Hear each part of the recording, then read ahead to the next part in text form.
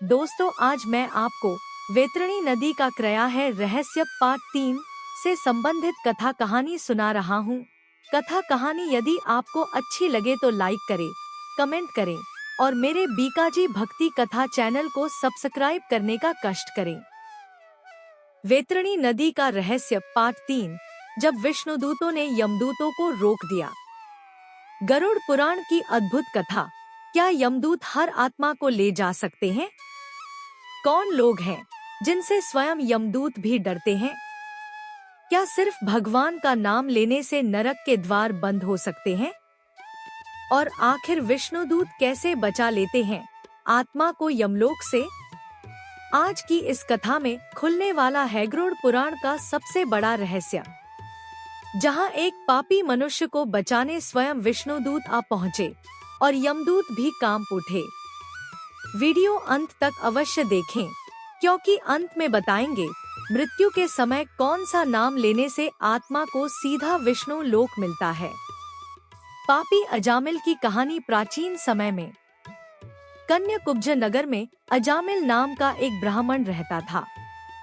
वह बचपन में अत्यंत धर्मात्मा था।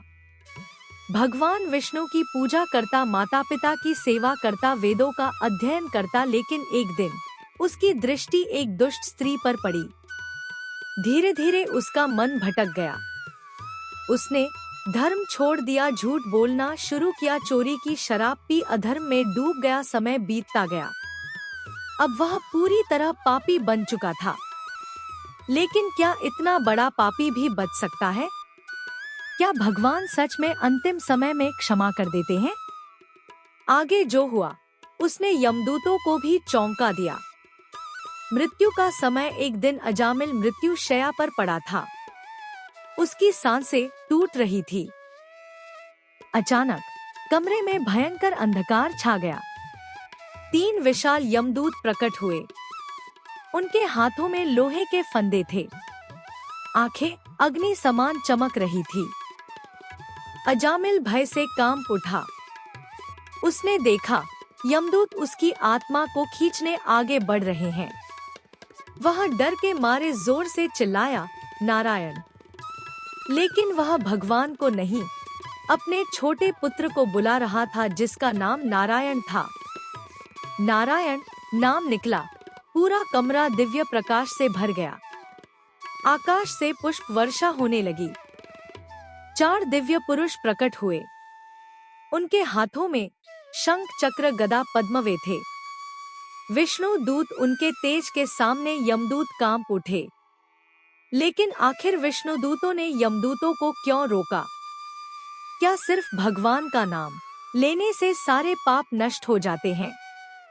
यमदूत और विष्णुदूत का संवाद। यमदूत क्रोधित होकर बोले, यह मनुष्य पापी है, इसे हमारे साथ यमलोक चलना होगा।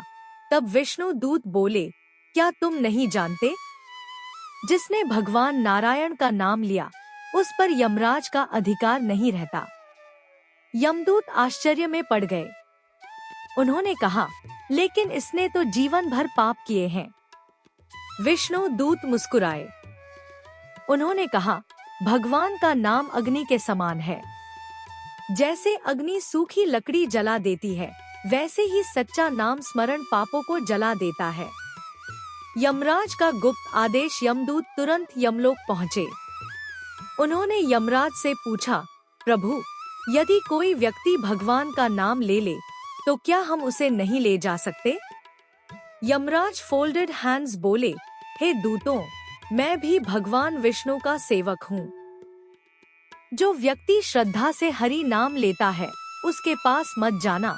फिर यमराज ने कहा, जो लोग भगवान का स्मरण करते हैं, भक्तों का सम्मान करते हैं और धर्म का पालन करते हैं, उनसे यमदूत दूर रहते हैं। क्या सच में भगवान अपने भक्तों की रक्षा करते हैं? गरुड़ पुराण कहता है, हाँ, मृत्यु के बाद भी। अजामिल का परिवर्तन। अजामिल ने यह सब सुन लिया था।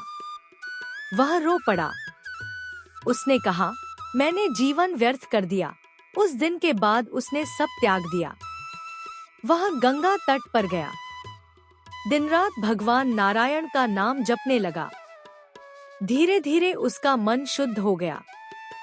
कुछ वर्षों बाद जब उसकी मृत्यु हुई, इस बार यमदूत नहीं आए, दिव्य विष्णुदूत आए। उन्होंने अजामिल को दिव्य विमान में बैठाया और विष्णु लोक ले गए। हरि नाम की महिमा गरुड़ जी ने पूछा, प्रभु, क्या सिर्फ नाम लेने से मुक्ति मिल सकती है? भगवान विष्णु बोले, कलयुग में नाम ही सबसे बड़ा सहारा है। विशेष रूप से राम, नारायण, हरे कृष्ण, ओम नमो भगवते वासुदेवाय, इन नामों का जप आत्मा को अंधकार से बचाता है। लेकिन मृत्यु के समय सबसे बड़ी गलती क्या होती है? क्यों कुछ लोगों को अंतिम समय में भगवान का नाम याद ही नहीं आता? अंतिम समय का रहस्य भगवान बोले, मनुष्य जीवन भर जिस चीज में लगा रहता है, मृत्यु के समय वही याद आता है। जिसने धन को पूजा, उसे धन याद आता है। जिसने क्रोध किया, उसे भय मिलता है। जिसने भगवान को याद किया, उसे भगवान मिलते हैं। इसीलिए ऋषियों ने कहा, हर दिन भगवान का स्मरण करो। एक भक्त की अद्भुत मृत्यु। एक वृद्ध भक्त था। वह प्रतिदिन तुलसी पूजा करता, गीता पढ़ता, हरि नाम जपता। मृत्यु के समय उसके घर में दिव्य सुगंध फैल गई। परिवार वालों ने देखा, कमरे में प्रकाश ही प्रकाश है। विष्णुदूत आए और मुस्कुराकर बोले, चलो, तुम्हारा समय पूरा हुआ। उस भक्त के चेहरे पर भय नहीं, शांति थी। यदि आप चाहते हैं कि भगवान विष्णु की कृपा आपके परिवार पर बनी रहे, तो कमेंट में अवश्य लिखें, नारायण नारायण। गरुड़ जी का संदेश। गरुड़ जी भावुक होकर बोले, प्रभु, संसार के लोग तो मोह में फंसे हैं। भगवान बोले, जो मनुष्य यह कथा सुनकर भी नहीं बदलता, उसे फिर कर्मों का फल भोगना पड़ता है। वैकुंठ का दृश्य प्रकट हुआ। दिव्य संगीत बजने लगा। भगवान विष्णु बोले, हे गरुड़, कलयुग में मेरा नाम ही सबसे बड़ा तीर्थ है। गरुड़ जी भगवान के चरणों में झुक गए। लेकिन अभी सबसे बड़ा रहस्य बाकी है। मृत्यु के बाद आत्मा अपने घर क्यों लौटती है? 13 दिन तक आत्मा क्या देखती है? और पिंडदान का असली रहस्य क्या है? इन रहस्यों को जानने के लिए भाग 4 में संपूर्ण जानकारी दी जाएगी। ओम नमो भगवते वासुदेवाय। अगर आपको ऐसी रहस्यमयी और चौंकाने वाली कथाएं पसंद आती है, तो इसे लाइक करना न भूलें। कमेंट में अवश्य लिखें, ओम नमो नारायणाय। और ऐसी ही अनसुनी और रहस्यमयी ज्ञानवर्धक वीडियोस के लिए मेरे @बीकाजी भक्ति कथा चैनल को सब्सक्राइब जरूर करें। और हाँ, वो बेल आइकॉन भी दबा दें, ताकि आप कोई भी अपडेट मिस न करें, क्योंकि ऐसे ही अनसुने रहस्य हम आपके लिए लाते रहते हैं। और हाँ, आप यह वीडियो कहाँ से देख रहे हो, कमेंट में अपने गांव व शहर का नाम जरूर लिखना, ताकि मुझे पता चल सके कि मेरी वीडियो कहाँ कहाँ पर पहुँच रही है। आज के लिए बस इतना ही। मिलते हैं अगले वीडियो में एक नए रहस्य के साथ। तब तक अपना ख्याल रखिए। कथा पूरी सुनने के लिए आपका हार्दिक धन्यवाद। प्यार से बोलो, जय श्री राम, जय श्री श्याम।